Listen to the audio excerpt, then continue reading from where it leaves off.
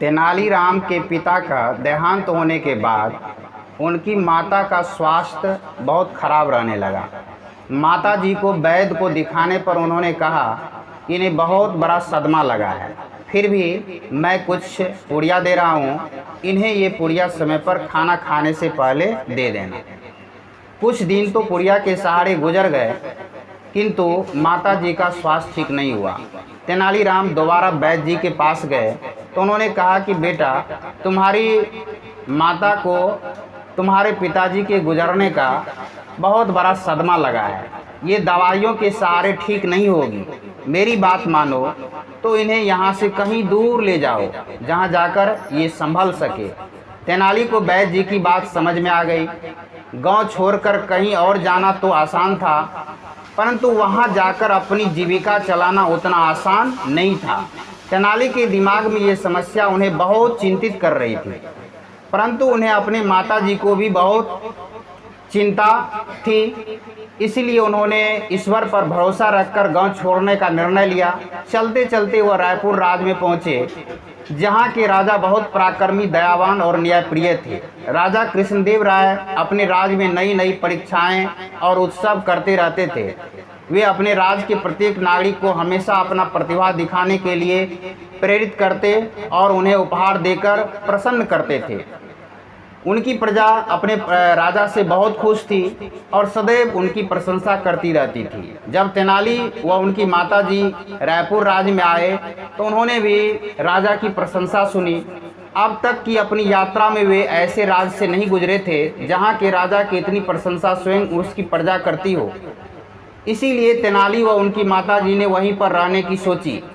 उधर महाराज कृष्णदेव राय ने अपने राज्य में घोषणा कराई कि जो भी उनके 3 प्रश्नों का उत्तर देगा वे उसे उपहार में एक बहुत सुंदर घर देंगे। ये बात तेनालीराम के कानों तक भी पहुंची। तेनालीराम अपने गांव में बुद्धिमत्ता के लिए बहुत प्रसिद्ध थे और सभी को उनके तर्क बहुत पसंद भी आते थे। अतः उन्होंने भी प्रतियोगिता में भाग लेने का निर्णय किया। अगले दिन जब तेनालीराम सभा में पहुंचे तो देखा सभा में इतनी भीड़ उमड़ रही थी कि मानो वहां स्वर्ण वितरित होने वाला हो। तेनालीराम ने सोचा कि गांव तो छोटा सा था, वहां के लोग भी अधिक बुद्धिमान नहीं थे और वैसे भी वह उनकी जन्मभूमि थी। वहां तो अवसर पर सर्वप्रथम आ जाता था और यहाँ तो स्वयं महाराज तक नजर न आएंगे। फिर भी बुद्धिमान लोगों के साथ धैर्य का होना भी आवश्यक है और उन्होंने धैर्य का सहारा लिया। महाराज के आने पर सभा प्रारंभ होती है। महाराज ने कहा कि यह परीक्षा साधारण नहीं है और न ही ये शारीरिक बल पर निर्भर है। इस परीक्षा में आप सबकी मानसिक परीक्षा ली जाएगी, आपकी बुद्धिमत्ता का आकलन होगा और इसके लिए 3 चरण होंगे और तीनों चरणों में एक एक प्रश्न पूछा जाएगा। जो तीसरे चरण तक प्रतियोगिता का भाग बना रहेगा और सही उत्तर देगा, केवल उसे ही उपहार मिलेगा। भीड़ बढ़ाने वाले को भी उपहार में 10 कोरों की मार झेलना पड़ सकता है।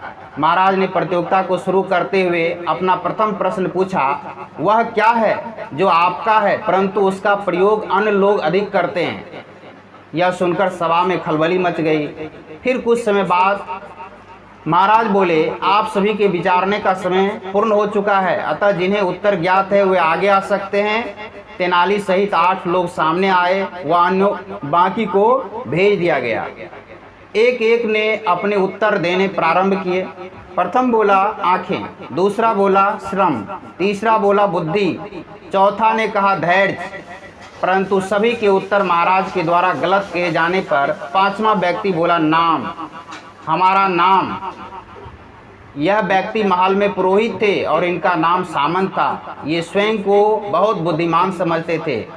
महाराज ने कहा सही उत्तर यही है, पुरोहित सामंत। महाराज बोले दूसरा चरण कल होगा और गलत उत्तर देने वाले आप चारों सभा में नहीं आएंगे। अगले दिन सभा में तेनालीराम सहित सामंत और वो 2 व्यक्ति और आए। तेनाली को आश्चर्य हुआ कि क्या इस प्रकार ये सत्य है कि जिस सभा में इतनी भीड़ थी वहाँ प्रश्नों के उत्तर देने हेतु केवल 4 ही लोग आए हो। महाराज सभा में आए हो। उनके साथ अन्य मंत्रीगण व सैनिक उनकी जयकार के सुंदर वाक पुकारते हुए सभा में उपस्थित हो जाते हैं। तेनालीराम को महाराज की प्रभुता व चमक भा गई। उनके हृदय में ये दृश्य प्रतिदिन देख सकने की इच्छा हुई। सभा प्रारंभ होती है। महाराज देवराय ने प्रतियोगिता को आगे बढ़ाते हुए अगला प्रश्न पूछा। एक सवेरे पिता और बेटा दोनों टहलने निकले।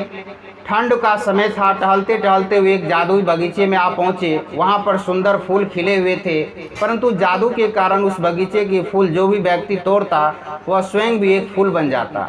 यह बात पिता जानते थे, परंतु वे अपने पुत्र को बताना भूल गए। अब पुत्र को फूल बहुत अच्छे लग रहे थे, इसीलिए उसने एक फूल तोड़ लिया। पिता ने इधर उधर देखा और पुत्र को न देखकर समझ गए कि उनका पुत्र भी फूल बन चुका है। अब वे दुखी होकर मालिक के पास जाते हैं और उसे सब कुछ बताया तो उसने कहा, यदि तुम वही फूल तोड़ो जो तुम्हारा पुत्र है तो वह फिर से इंसान बन जाएगा। आगे महाराज बोले, तो विद्वानों बताओ कि पिता कैसे वही फूल तोड़ेंगे। चारों व्यक्ति सोचने लगे। महाराज ने उन्हें सोचने का समय दिया। समय पूर्ण होने पर पूछा, बताओ जिसको भी उत्तर ज्ञात हो, और यदि न पता हो तो आप जा सकते हैं। तेनाली व सामंत को छोड़कर दो व्यक्ति महाराज को प्रणाम करके चले जाते हैं। सामंत को तो प्रश्न ही समझ नहीं आया।